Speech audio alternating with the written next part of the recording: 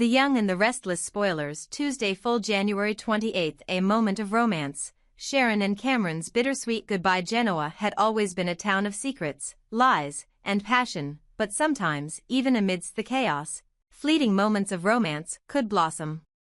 For Sharon, who had only recently returned from a harrowing ordeal, it was hard to separate reality from the haze of emotions clouding her mind. She hadn't been herself lately, and her heart was more vulnerable than ever.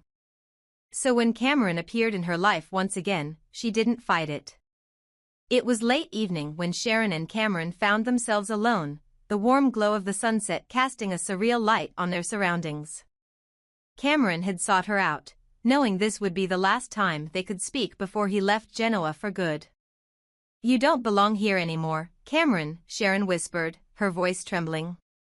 "You've been nothing but a ghost in this town, haunting me, haunting yourself." Cameron smiled faintly, his expression filled with a mix of regret and longing. "That's why I have to go, Sharon. It's time for me to leave Genoa, leave this town, and leave your mind." His words hung in the air like a bittersweet melody. Sharon couldn't stop the tears from welling up in her eyes. Despite everything, Cameron had been there for her during her darkest hours. When she was trapped and felt abandoned by everyone else, he hadn't turned away. That counted for something, didn't it? "You didn't leave me when I was lost," Sharon said, her voice breaking. "When I thought I had no one, you stayed. I don't know if I can ever thank you enough for that." Cameron stepped closer, his gaze locked on hers. For a moment, the world seemed to fade away. He brushed a tear from her cheek and said softly, "You don't need to thank me. Just promise me you'll be okay. Promise me you'll find yourself again." And then, without warning, Cameron leaned in and kissed her. It was gentle but filled with emotion, a goodbye and a confession rolled into one. Sharon didn't pull away. For those few seconds, nothing else mattered, not Nick, not her struggles, not the weight of the secrets she carried. Just this moment, this kiss. A romance hidden from Nick. The kiss lingered in Sharon's mind long after Cameron left. She stood alone, her fingers lightly touching her lips as the reality of what had just happened began to sink in. It was beautiful, but it was also wrong, wasn't it? What would Nick think if he found out? Would he understand? Would he even care? But Nick didn't see it, and that was perhaps the cruelest twist of all. He was too preoccupied with the escalating crisis surrounding Jordan's death and the growing tension within the Newman family to notice the subtle shifts in Sharon's demeanor. And so, for now, Sharon's moment with Cameron remained her secret. But secrets in Genoa rarely stayed hidden for long.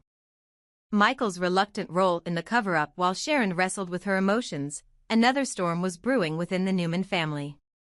Victor and Nikki had tasked Michael Baldwin, their trusted attorney and occasional confidant, with a grim and unenviable task, disposing of Jordan's body.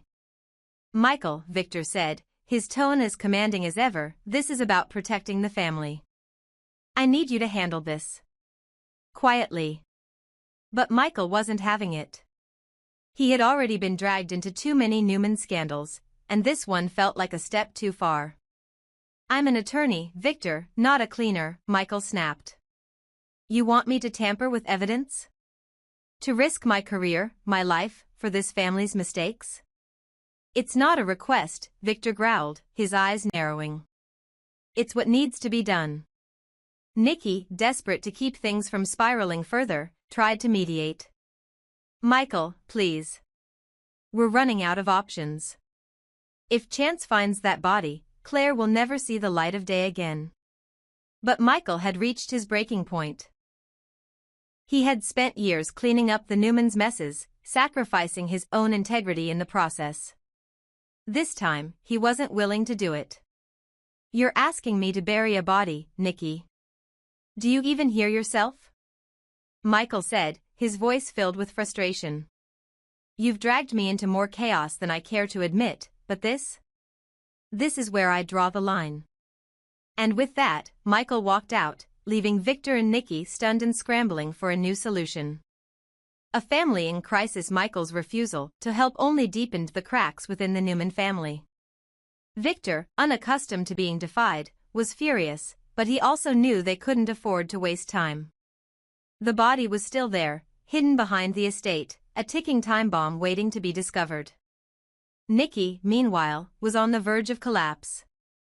The guilt of Jordan's death, the strain of Claire's arrest, and now the fallout with Michael were too much for her to bear.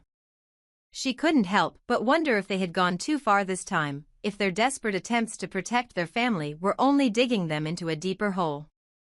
And then there was Sharon. Though she was technically no longer part of the Newman family, her ties to them and to their secrets remained strong. She knew about the body, about Claire, about everything. But she also knew about her kiss with Cameron, a moment that felt like both a betrayal and a lifeline. The fallout, what comes next? As Victor and Nikki scrambled to find a new way to dispose of Jordan's body, chance continued to close in on the truth. Ian Ward's anonymous tip had set the wheels in motion, and it was only a matter of time before the full extent of the Newman family's secrets came to light. Sharon, meanwhile, was left to grapple with her conflicting emotions. Cameron's departure had left her feeling adrift, and Nick's preoccupation with the family's problems only widened the gap between them. She couldn't help but wonder if she would ever find peace. Or if her kiss with Cameron would come back to haunt her. And Michael? He had walked away, but he wasn't out of the woods yet. His refusal to help the Newmans might have saved his conscience, but it also put him on Victor's bad side, a dangerous place to be. In Genoa, no secret stays buried forever. And as the Newman family fought to keep their empire intact, the ghosts of their pasts continued to rise, threatening to destroy everything they had worked so hard to build. This version adds layers of emotional tension, romantic conflict, and the moral dilemmas faced by key characters. It sets the stage for further twists, especially with Sharon's secret, Michael's defiance, and the Newman family's crumbling foundation. Let me know if you'd like more twists or expansions. Claire's despair, haunted by her actions. Claire Newman was crumbling under the weight of her own guilt. Since the moment Jordan died, her life had felt like a waking nightmare. The image of Jordan's lifeless body haunted her every thought, and the knowledge that she had been the one to end it tore at her soul. She had killed someone, a truth she couldn't escape no matter how many times her family told her it was necessary. Sitting alone in her room, Claire stared at her hands, trembling as if she could still feel the poison she had used to take Jordan's life. "What have I done?" she whispered to herself, tears streaming down her face. She couldn't shake the feeling that she was a monster, that her actions had crossed a line from which there was no return. Her mother, Victoria, had been by her side through it all, determined to protect her. Victoria found Claire curled up on the floor, her sobs quiet but gut-wrenching. Without hesitation, she knelt beside her daughter and wrapped her arms around her. "Claire, listen to me," Victoria said firmly, lifting Claire's chin so she could look her in the eyes. "You did what you had to do. Jordan was a threat to our family, to our lives. She made her choices, and she paid the price." "But, Mom," Claire choked out, her voice trembling. "I killed her. I poisoned her. How can I ever live with that? I feel so evil." Victoria's face softened, though her resolve remained strong. "You are not evil, Claire. You are a survivor. Jordan was reckless, vengeful, and dangerous. If it wasn't you, it would have been someone else. You have to believe that she brought this on herself." Victoria knew her words couldn't erase Claire's pain, but she hoped they could plant a seed of strength in her daughter. Claire would need every ounce of it to face what was coming. A trap or a path to redemption? What Claire didn't realize was that her torment might have been part of a larger plan. Somewhere deep down, she wondered, was this all a trap? Jordan's death, her guilt, the evidence pointing back to her, was it all too perfectly orchestrated? The thought gnawed at her mind. Had someone manipulated her into taking the fall, into shouldering the burden of a crime that wasn't entirely hers? Chance's investigation into Jordan's death was inching closer to the truth, and Claire could feel the walls closing in. She wanted to make things right, to atone for what she had done, but how could she do that when the weight of the Newman family's secrets loomed over her like a storm cloud? Victoria's steely resolve. Victoria, meanwhile, wasn't about to let Claire drown in guilt. As a mother, she was fiercely protective, and she saw Jordan's death not as a tragedy but as a necessity. To her, Jordan had been a ticking time bomb, someone who would have destroyed their family if given the chance. Sitting with Claire one evening, Victoria tried again to comfort her.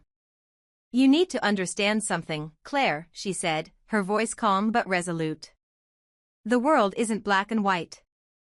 Sometimes, we have to make choices we don't want to make, choices that others will never understand. But we make them to protect the people we love." "But what if I don't want to be that person, Mom?" Claire asked, her voice small. "What if I don't want to live in this world where everything feels so wrong?" Victoria took a deep breath, her heart breaking for her daughter.